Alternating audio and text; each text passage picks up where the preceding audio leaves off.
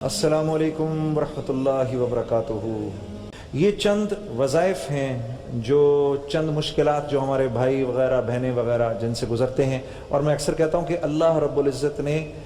نبی کریم صلی اللہ علیہ وسلم کے ذریعے کوئی خیر کی ایسی بات نہیں ہے جو اس امت تک نہیں پہنچائی، اور کوئی ایسا شر کی بات نہیں ہے جس سے حفاظت کا انتظام نہیں کیا۔ مسعود بھائی پشین سے لکھتے ہیں، کاروبار مسلسل خسارے کا شکار ہے، کوئی وظیفہ بتائیں۔ ایک تو میں یہ تھوڑی سی بات بتاؤں گا کہ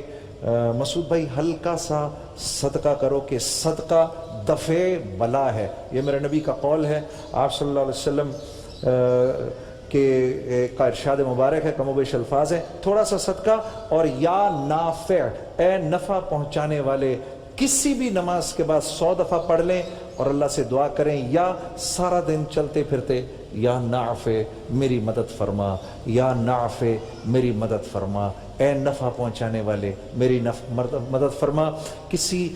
کوئی ماں پڑھنا چاہتی ہے اپنے بیٹے کے لیے، اتنا ہی مجرب ہے، اتنا ہی فائدہ مند ہے، بیوی پڑھنا چاہے شوہر کے لیے اتنا ہی فائدہ مند ہے۔ اللہم صل علی محمد